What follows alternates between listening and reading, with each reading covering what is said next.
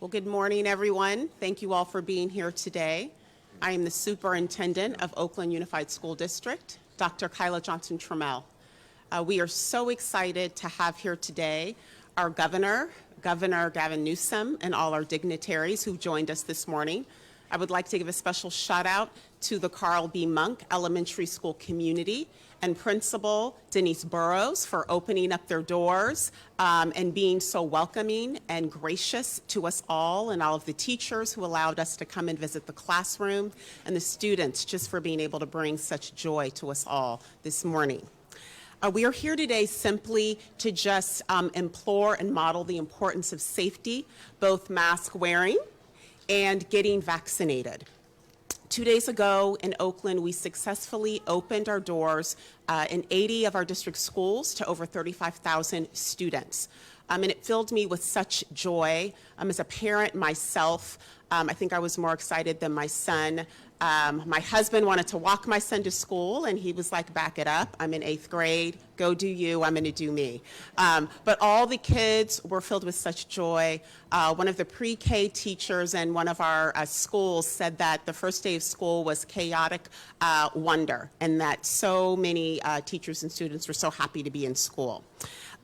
We did so prioritizing safety, thanks to the guidance both from the California Department of Public Health and the Alameda County Public Health Department. They have been wonderful partners throughout this 17, 18-month journey, and we are grateful for their continued support and guidance through this process and through this journey. As many of you know, late yesterday, our Chief Talent Officer and myself announced that in Oakland Unified School District, we will be mandating vaccination or weekly testing to all staff, all contractors, and volunteers that are in all of our campuses. That decision was made to ensure that we are doing our part to keep our schools safe as well as the broader community. We prioritize safety, both physical safety and the socio-emotional safety of our community, and we felt that this was an important step in that direction in tandem with the other measures that we are taking. Again, I am so grateful to our friends and families that you will see here and hear from very soon from our city, from our state, and from the federal government. We have been working together, and it really lives up to our mission here in Oakland, that it takes a community and a village for our students to thrive. And that's exactly what you are going to hear as you listen to all of the speakers today. At this time, I'd like to introduce the president of the Oakland Education Association, Keith Brown. I have known him for a long time. We taught together, and so with deep respect, I bring him to the mic. Thank you.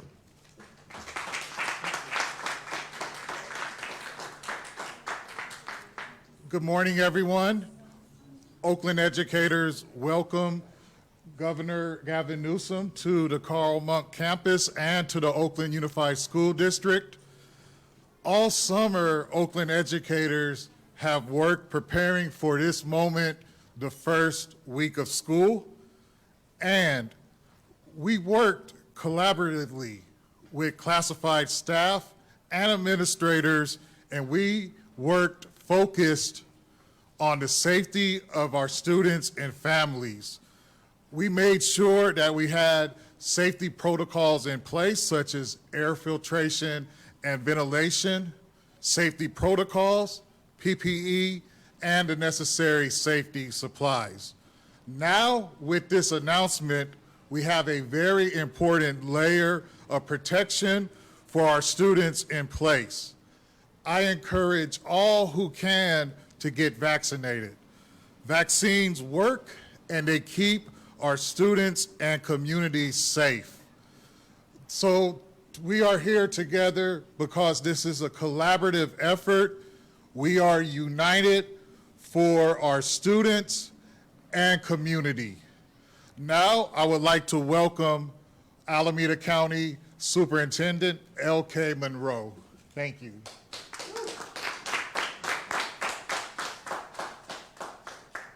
Good morning, everyone. Thank you so much, Keith. It is a real honor to be here this morning. As both the superintendent and Mr. Brown said, this is a really critical moment for us. At the Alameda County Office of Education, we have been at the forefront for making sure that our education workforce had access to the vaccine. We were the first site in the nation to host a mobile FEMA unit, and we got to welcome the governor for that momentous occasion as well. So today is really a critical step in ensuring that we get over the finish line. We still have in Alameda County some very persistent areas where we really need to make sure that all residents over the age of 12 are getting vaccinated, and we are currently focused on that. But today's announcement is a key one to making sure that every student is coming back safe, ready to learn, every staff member is feeling safe and supported. So thank you all for being here today, and we could not be more pleased and see an end in sight to this pandemic, and really Carl Monk is a great example of how families and students are coming back to take advantage of in-person learning.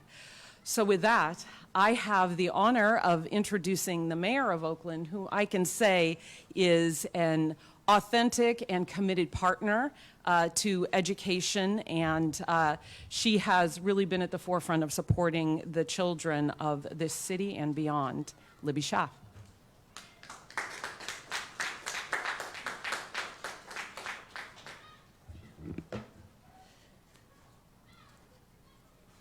It is always a good day when Governor Gavin Newsom chooses Oakland to make exciting announcements. And this is truly a show of leadership. A show of leadership not just from our governor, but from our labor leaders. Thank you to the CTA, to the OEA for your leadership in bringing us to this moment. As I was driving here this morning, I was hearing news from Florida about a governor who is literally going to punish educators who are doing what is right for the health of teachers, school staff, and most importantly, our children. And I know this is not a political press conference, but I cannot miss the opportunity to say that if Californians do not participate in the special election coming up, this could be our fate as well, unspeakable in the state of California. Leadership matters more than ever in this pandemic. Now, I'm proud that Oakland, California just marked a milestone. We have vaccinated our 300,000th Oaklander. But our vaccination rate is still too low. Fully vaccinated Oaklanders are only at 69%. And we know that 2 of the zip codes that have been hit the hardest by COVID are in East Oakland. And that is why today's announcement does not come a moment too soon. I join our fabulous superintendent, Dr. Johnson Trammell. We are not only partners as leaders, but we are actually partners as parents. In fact, our children are in the same class together. As we attended the first day of school, we saw 100% of children and educators wearing these masks, but the masks could not hide their beaming smiles. To see our children reunited with their friends, their beloved teachers, their beloved principals, that is what we are fighting for. This announcement today is going to ensure that those smiles continue and that we never have to be ordered back inside again. Our children will never have to be ordered to stop going to their classrooms. So I just want to commend the leadership of our labor leaders, our school district leaders, our county leaders, and the great governor of the state of California. It is now my pleasure to introduce the leader of the State Board of Education, someone whose scholarship I have admired for more than 2 decades. I've been following you a long time, Linda. And that is Dr. Linda Darling Hammond. Thank you.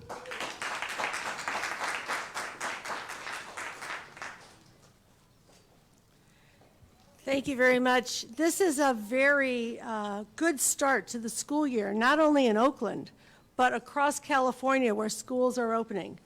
We're seeing in Southern California, San Bernardino, Chula Vista, to Northern California, as school districts are opening, the same kind of joy that you've heard described here, the same kind of attention to safety and to enabling students to be in school full-time, more than 90% of students coming back in these districts, and that's been made possible by the actions of the governor and the legislature in putting in place all of the fundamental, not only requirements, but resources to be sure that we have the kind of ventilation, the kind of PPE, the kind of supports for hygiene, and also the supports that allowed people to come back in the spring.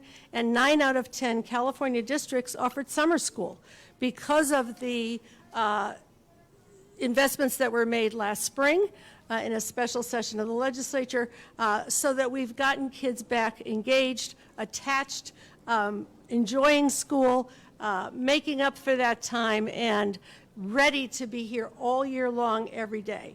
This announcement is critically important for the ongoing safety and ongoing progress that we're making in the state of California to be sure that this is a totally joyful, engaged, and productive school year, and that we encourage people to continue to get vaccinated, to protect their health, and of course to wear their masks. We just heard about the governor of Florida. Just last week, the governor of Arkansas tried to repeal the ban against mask mandates that had been put in place in that state, as their hospitals are filling up and they are seeing the problems that have occurred because they haven't taken the safe steps. This governor and this state have been taking the right steps all along the way. We will be the first state to require vaccination or regular testing for staff. We hope that that encourages families as well to join in this safety mission and in this mission to get school off to a good start and to a continuous start throughout the school year. I'm pleased to have the honor to introduce Congresswoman Barbara Lee, who is the representative of the 13th District for 23 years and a personal hero of mine for all of the ways in which she has supported young people, children, and families over those years. Congresswoman.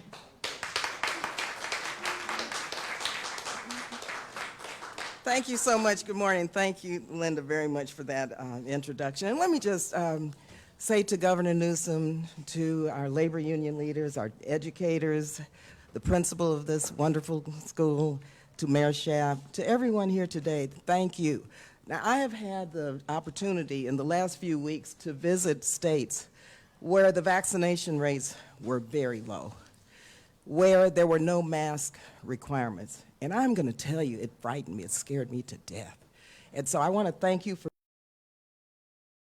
being here in Oakland, California, of course, in the 13th Congressional District, which I say is always the most enlightened congressional district in the country. And once again today, you're making me very, very proud.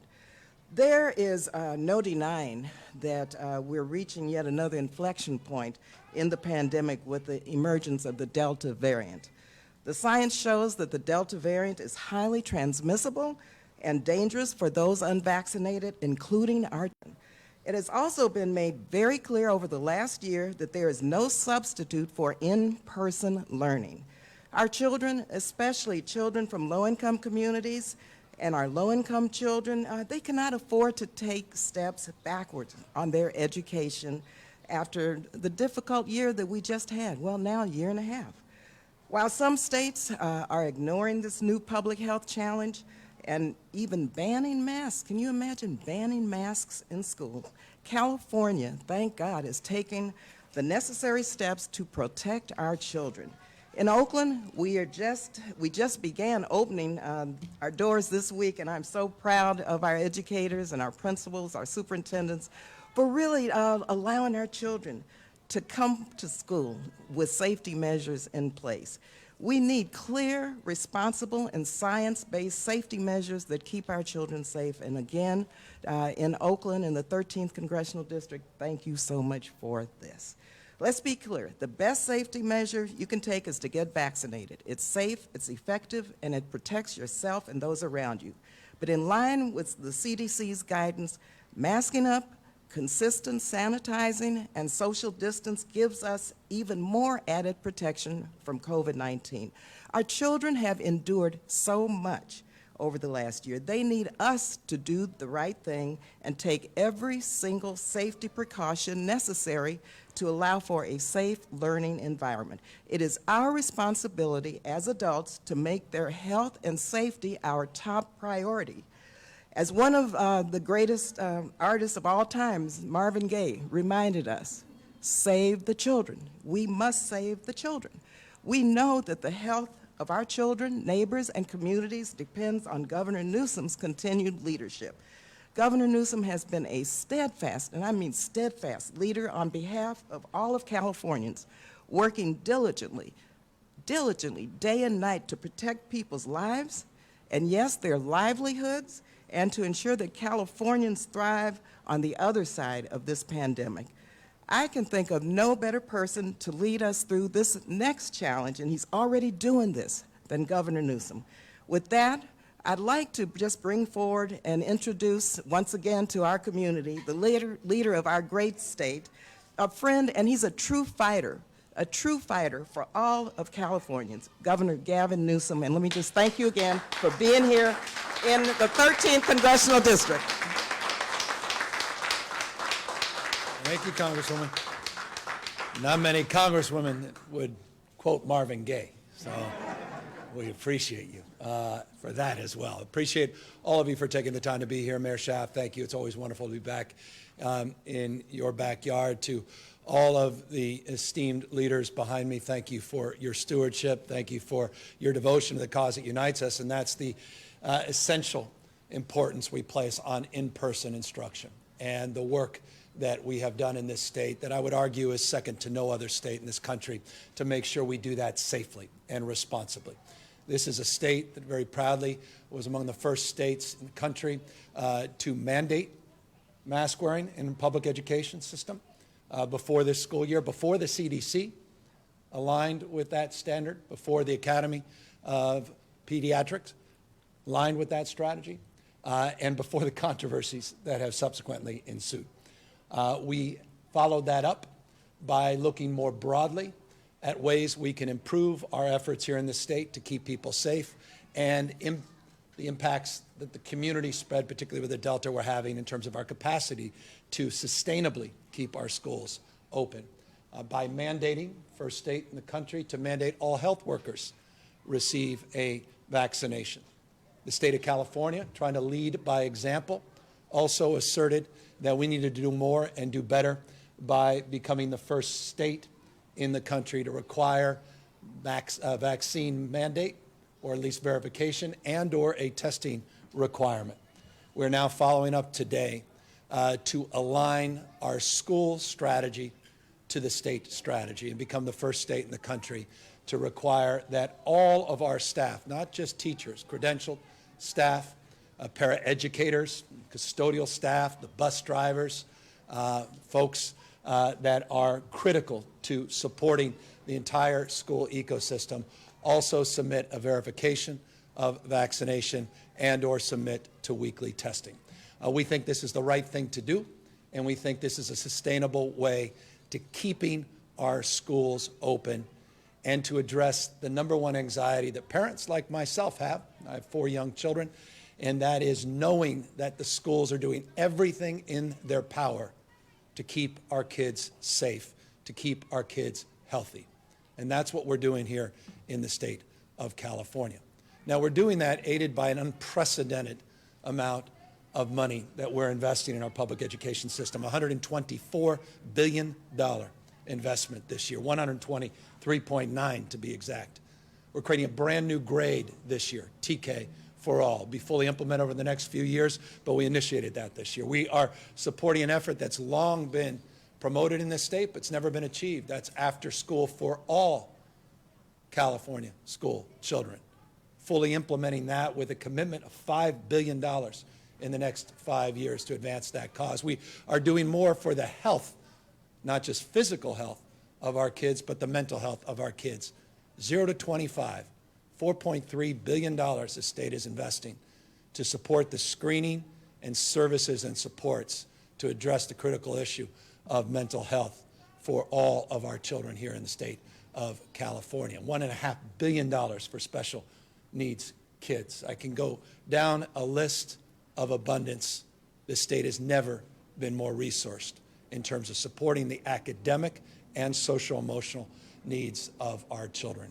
And so today, we feel is a responsible step in the direction to continue to maintain that stewardship and that focus on getting to where we all want to go, and that's extinguishing this virus once and for all. While we're proud of the fact that California has among the highest vaccination rates in America, now 77.5% of all eligible Californians have received at least one dose, it's not good enough. We have more work to do. And so maintains that there's no substitute for vaccinations except those non-pharmaceutical interventions we have all come to know well, and that's continued testing, contact tracing, which we're partnering with counties like Alameda County and districts like this, and continuing to do what we can to encourage people to wear face coverings, particularly in settings indoors. And so that will be the charge. That's the approach we're taking here in California. It's science-based. It's based upon argument, evidence. It's based upon data, and it's based upon the vexing challenge that we all face now in this state and our nation, for that matter, around the world, of trying to address this latest mutation, the Delta mutation in our state. So that's the announcement today. I want to thank all our partners, from Linda and her team at the state. I want to thank the union partners. Mr. Brown, thank you for your efforts, to the county, the city superintendents, to the mayor. We believe this will be well received. Not everybody will be overwhelmed by this, but we think it will be well received because it's the right thing to do, to keep our most precious resource healthy and safe, our children here in this state. So with that, we'll just jump right in. I know you're eager to ask questions, and of course, all of us are here to help support and answer and respond. Hi, this is Ali Tadion with EdSource, and I was going to ask, it was only a few weeks ago when the requirement for state employees was announced. What happened between then and now to warrant this new requirement? Don't you think you're cutting it a little close to the start of school? I think we're doing the right thing, and I'm very grateful that the state took leadership by requiring all state employees, about 246,000 state employees. We appreciate what was followed up after that announcement. So many cities, including Oakland, followed suit all up and down the state of California, aligning with those state requirements. And then we saw businesses do the same. You saw some of the nation's largest private companies, from Google, Facebook, Uber, Lyft, and Disney, follow suit. We have been working with our partners in our education system, 1,050 plus school districts. We're trying to support the needs of 6.1 million public school kids. And we have been engaged to address the concerns and anxiety around reopening our schools. I was down in San Bernardino last week meeting with leaders there as we reopened that school. A school, by the way, that didn't reopen last year. They were an exception. But it was an example of a school that did everything in their power, a district rather, to prepare for this year. But also we talked about vaccines. We had an opportunity to talk beyond masks, and it initiated a series of conversations that led to this moment in this first in the nation announcement we're making today. Jill Tucker from the San Francisco Chronicle. In some districts where they've already adopted this, including San Francisco and Oakland last night, there's been some pushback from parents and teachers saying it doesn't go far enough because it's a choice between the vaccine or getting tested once a week. Did you consider making this a more restrictive mandate that would have limited exemptions and require more teachers and educators and staff in schools to get vaccinated? We think this will do exactly what it is intended to do, and that's to encourage people to get vaccinated. It's what's happened at the state level. It's what happened in terms of the inspiration for the private sector to follow suit. But I've said this from day one, going back 18 months. We're open argument, interested in evidence. We don't stand still.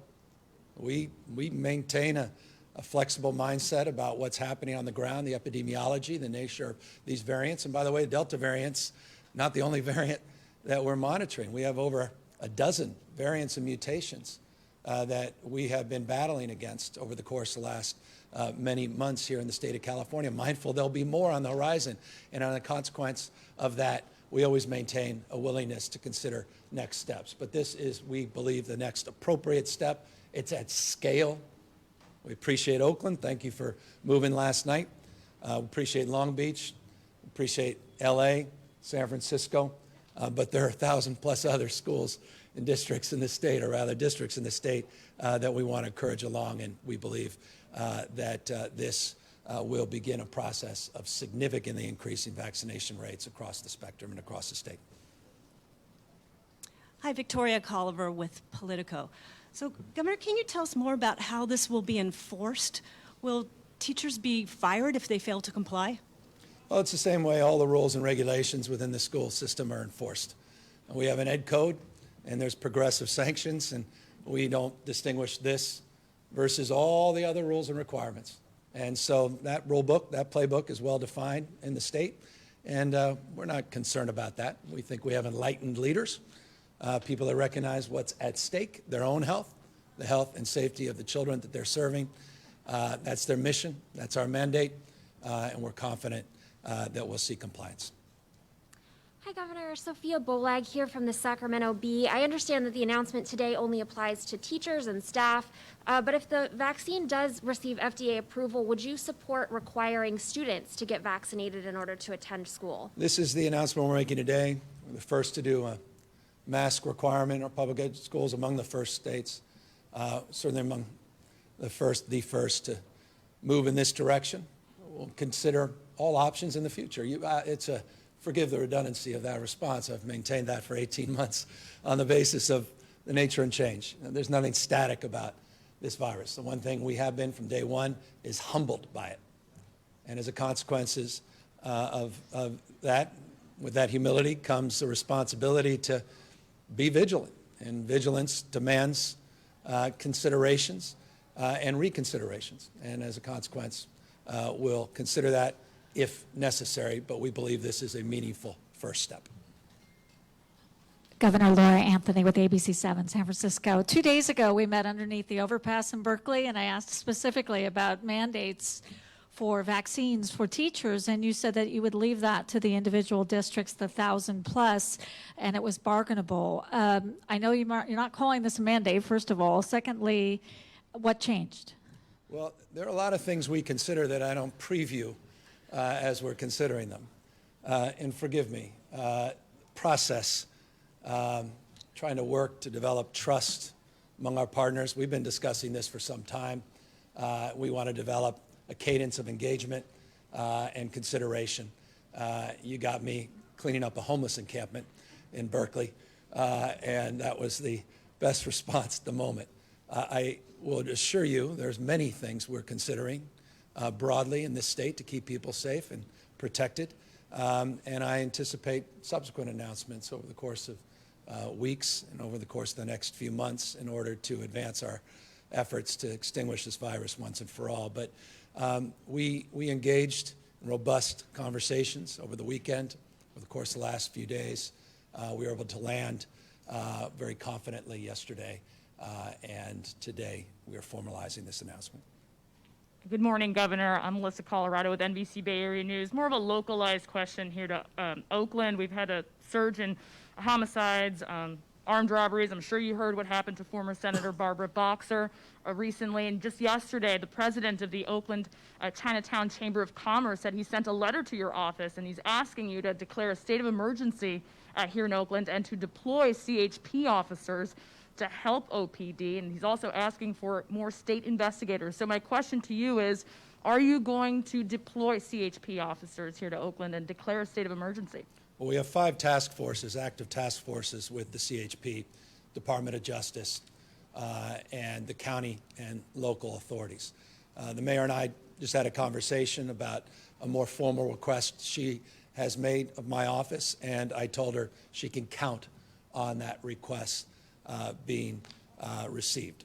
We're going to do more to help support not only those existing task forces, retail theft task forces, a regional vehicle theft task force, major crimes task force. We'll continue to provide other resources beyond personnel and CHP. We have canine support, we have investigative support, but we have also done a number of things that I don't know have gotten the attention they deserve. One does not need to declare a state of emergency to assert the acuity of a crisis that needs to be addressed head on, and that's exactly what we did in the budget this year. $200 million for evidence-based street outreach through a program called CalVIP. Last year, we invested $9 million. This year, we're putting $200 million in grants to support efforts, evidence-based efforts to address the issue of crime and violence in our streets. We did something very significant, particularly to the Asian community, and this is something, point of personal pride for me, having grown up in San Francisco with one of the largest Asian populations in America and having had the privilege of being its mayor. Also, having been very, very aggressive in my condemnation of the racialized speech of the previous administration and the ongoing issues of division and divisiveness in this country, particularly the anti-Asian rhetoric that we continue to hear. We put $165 million up specifically for grants to address the issue of Asian hate in this state. That's unprecedented in California's history. We mean business on that.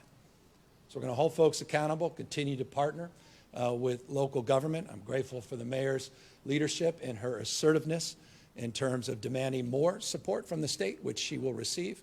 But we haven't waited around. Those dollars are now available. They were passed with urgency in the budget.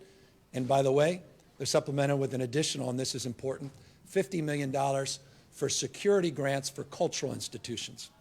Those dollars are also available today to secure sites physically and or with human resources to provide more support for cultural institutions that also have been subject to hate.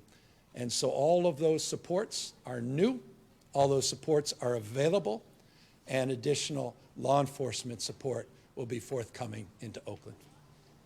Governor Kathy Novak from KCBS Radio, and I'm told I'm the last question. A follow-up to what Jill asked in terms of possible next steps for removing the testing option for teachers and just requiring vaccinations.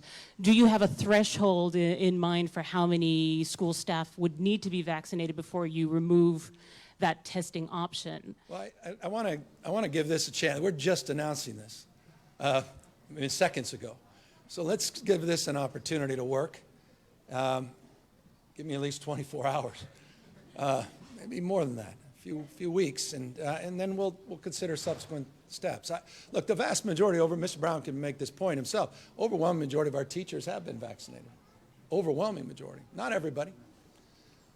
But we need to get the other staff, support staff, is vaccinated as well with some urgency. And we'll see how that process is. We put a timeline, want to give people time. I mean, we're just opening up the schools. I was talking to the principal. I mean, this place looks spectacular. I love the first week of school. But, yeah, she's got her hands full just taking care of those little ones inside and keeping the bathrooms clean and operational. And now we're requiring this new testing verification, and she's now wondering how she sets up the testing protocols, and we need to give her a little bit of space, a little bit of support. We have Safe Schools teams and technical assistant teams that Linda and Brooks and the school board are providing. We had remarkable support from Congresswoman Lee with the federal dollars that came in. $27 billion came in the state to help advance our efforts in the ventilation and other things that Mr. Brown were referencing. But we'll monitor this closely. We'll see how successful this effort is, again, first in the nation, and consider if the FDA does approve next steps moving beyond the emergency use authorization to formal authorization, where we land on that. I continue to remind people, in closing, the importance, the imperative. If we want to end this pandemic and disease, we can do it in a month. That's a choice. This disease is now a choice. The one thing that can end this pandemic once and for all is available in abundance to everybody that wants it, regardless of your ability to pay, regardless of your immigration status. It's available today.